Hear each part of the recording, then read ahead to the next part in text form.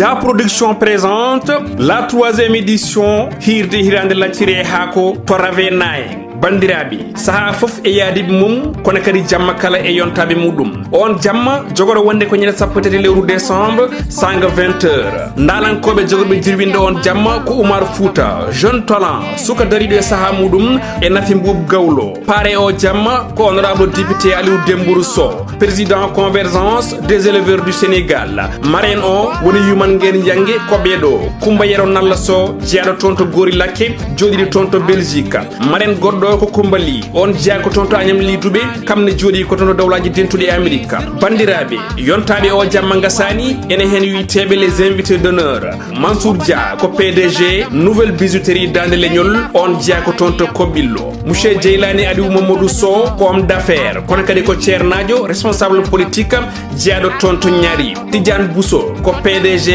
TB compagnie Kankayri peinture on jeya ko toon to Agnam Siwol Acca Diallo madame Sall ko joom suudu maire mo Bakel ceerno Amadou Sow jeeɗo toon to wuro Dekle Fulɓe bandiraɓe wotomo luuta o jamma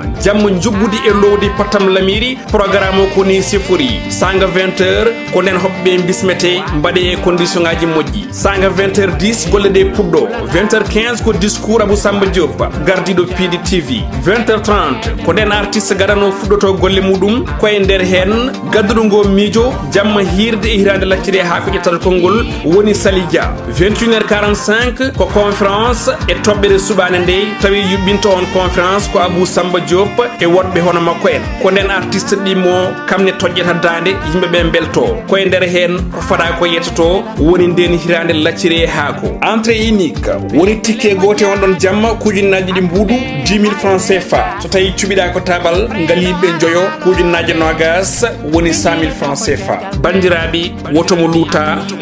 o jamma yontaɓi kono kadi jamma Patam Lam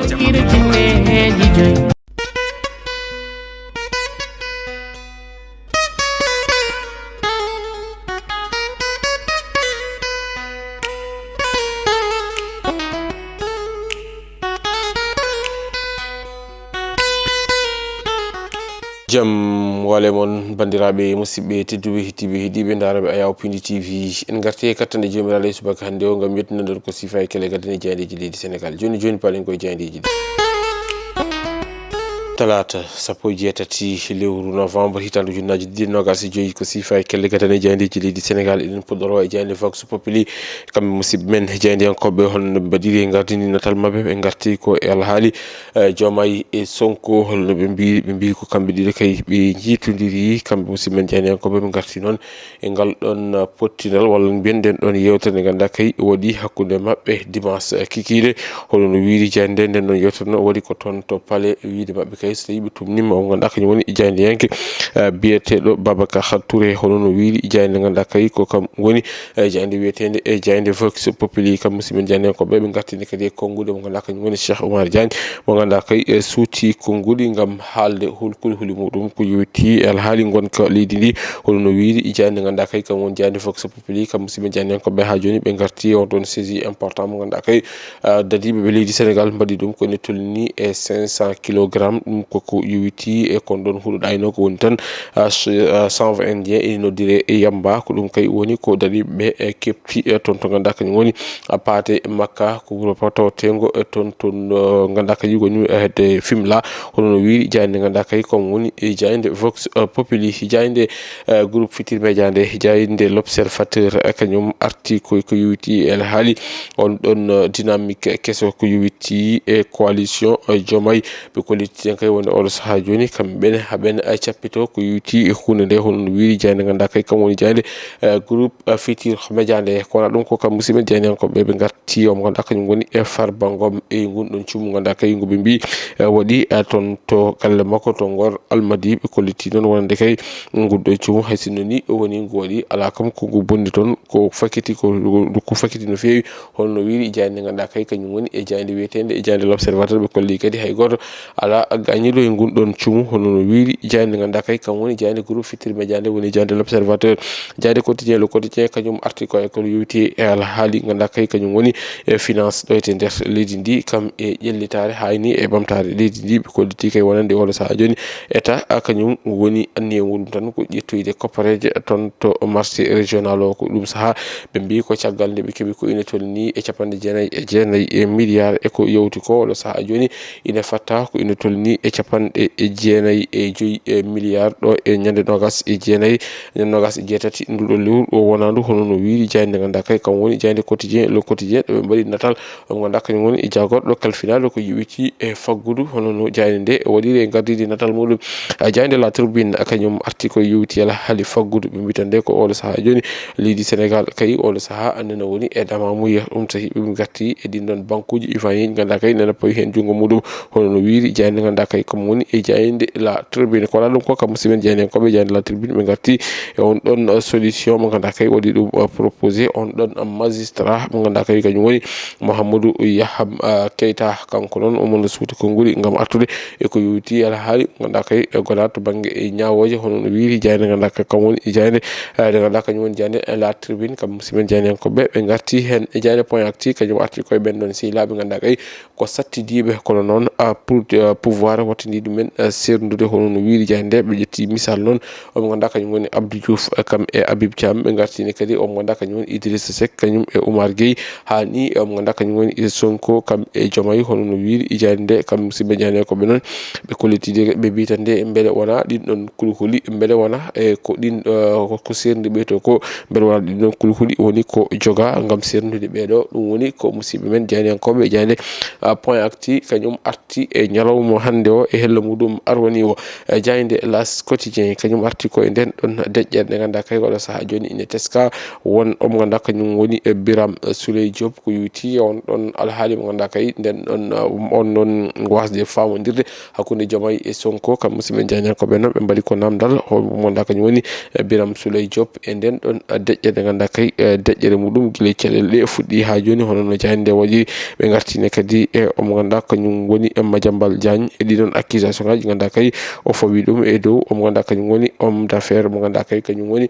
gardiɗo XBET ɗo ete nder leydi ndi omo ganduɗa kañum woni Mohamed Dieng kam e Sonko ɗum ina tawe e jayde ganduɗa kay kañum woni jayde las quotidien ɓe mbaɗi e gardidi natal mabɓe jayde guendiri nde Le Soleil kañum hoji ɗum ko ala haali ndema nder leydi ndi ɓe koddi noon campagne agricole hitande ujunnaji 2025 ɓe garti noon e ko ganduɗa kay kañum woni ko heeɓa hen ko kam musimen e jeydenkoɓe ɓe jogui noon ko ɗamamuya ko yewti e on ɗon fannu ko wona ɗum ko ɓe garti ɓe mbitande ko tuggi Kaolack ha Kaffrine rewi toon to vallée du fleuve ha yettoyi e toon to Casamance ɗum ɗo kala ine ɗamina ko yewti ala haali ɗum ko ganduɗa kañum woni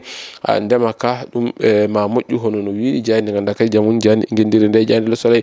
jayde Le Point kañum arti koyo mo ganduɗa kañum woni Aly Ngouille Ndiaye mo ganduɗa kay doguino koyɗe jaam ko yewti e ɗaccitgol on ɗon koninke mo leydi Sénégal nangonoɗo e juuɗe ɓe mo ganduɗa kañum min goni rebellen jayde nde arti hen ɓe politique ɓe mbi ko tugui ummade tan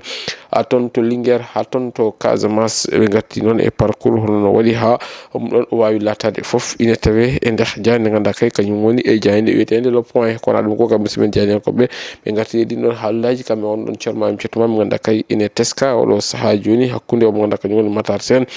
kam omo ganduɗa kañum woni Mimi Touré ko nande kadi ɓe garti e Waly Diouf Bodian ɓe mbi kañum ne de e naati e nder nden ɗon haare ɓe kadi ɓe kolli ɗon wonde kay Waly Diouf Bodian oɗo saaha joni ka hakkude makko e docteur Niane ko hunde wulde jaw hono no wiiri jayde ganduɗa kay kam woni e jayde wiyetede jayde Le Point jayde Rewmi quotidien kañum arti ko on ɗon divergence entre omo ganduɗa kañum woni hoorejo leydi ndi Bassirou Diomaye Faye kam e hoorejo muɗum jagoɗo Ousmane Sonko ɓe mbi tan nde ko député ji ɗi Pastef oɗo saaha kay kolliti kañum nangorani ko omo ganduɗa kañum woni Ousmane Sonko ɗum ina tawe e jayde ganduɗa kay kañum woni jayde Rewmi quotidien jayde Rewmi sport kañum arti koye ngallon pottal cilagal baɗa waɗa ñalawma hande o hakkunde leydi Sénégal kam e leydi Kenya ɓe mbitande ko hande Sénégal kay sutde yiɗi ko wadde racheté won tan yiɗi ko artude caggal ngun ɗon on ɗon defet mo ganduɗa kay heɓino ɗum e leydi Brésil hande noon fandande ko fodde on ɗon équipe mo ganduɗa kay kañum woni équipe gendijo mo leydi Kenya ɓe kolliti wonde kay on ganduɗa kañum Iwan Diouf Ilay Camara kam e Ibrahima Mbaye e ɓeɗo kala ene poti wonde titulaire uji ko yuti e ngal ɗon pottital hono no waɗiri kamɓe musidɓe men jayniyankoɓe ganduɗa kay kañum woni jayne Rewmi Sport jayne Point Actu Sport ko hen arti ɓe kolliti wonde kay oɗo saaha joni al Paris ngam waylude e on ɗon page e tournude e page goɗɗo ɓe kolliti noon wonde kay on ɗon défaite mo ganduɗa kay ko défaite hakkude leydi Sénégal e leydi Brésil ko défaite moƴƴo saabu ɗum ma addan barode ɗe te waylude e ƴewde kadi ko woni ko caɗele ɗe ha mbawa wat ɗum wittude ɓe gartini kadi on ɗon coupe du monde 2026 ɓe garti e ɗin ɗon équipe aji baɗɗi qualifié ɓe garti kadi e famminde holno barrage o jogori yarude jayde record quotidien ko hen arti ɓe gartinde ko équipe ndijo mo leydi Sénégal e on ɗon match amical mo ganduɗa kay kañum woni poɗɗo wadde ñalawma hande o saga waktuji 15 hakkude leydi Sénégal kam e leydi Kenya ɓe mbitande ko hande kay barode ɗe ene ganniyi wadde redémarré machine o ɗum ko caggal on ɗon défaite mo ganduɗa kay leydi Sénégal heɓini ɗum hakkude muɗum e leydi Brésil bandiraɓe musidɓe tedduɓe tibbiɗi mi darama yaw Pini TV ko ɗum ɗo woni komin kemno robine laade ko sifa e kele gaden e jayndeji leydi Sénégal adi meɗen robinde jayndeji ko janggo wonat soggen haji ɗo e nden min mbiyon jokke ɗoftade kam rewinade programme uji Pini TV so yi ha waktuji 13 ma en garto gam yettinole ko bumel emgal pular so yi ha 19h yoni ma on keɓe yewtere moɗon wiyetede lewlowal communication yadude hen e équipe mo lewlowal communication Allah jarama on jarama.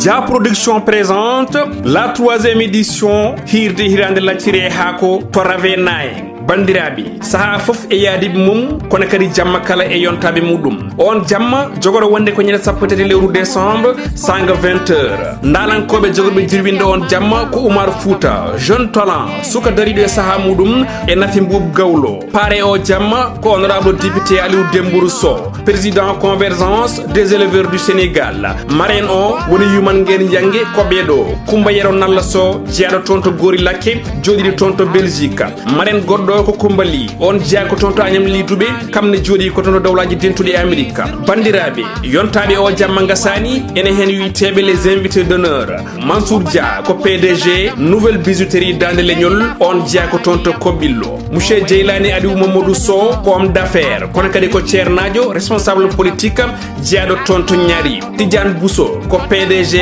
TB compagnie Kankayri peinture on jeeya ko toon to Agnam Siwol Acca Diallo madame Sall ko joom suudu maire mo Bakel ceerno Amadou Sow jeeyaɗo toon to wuro Dekle Fulɓe bandiraɓe wotomo luuta o jamma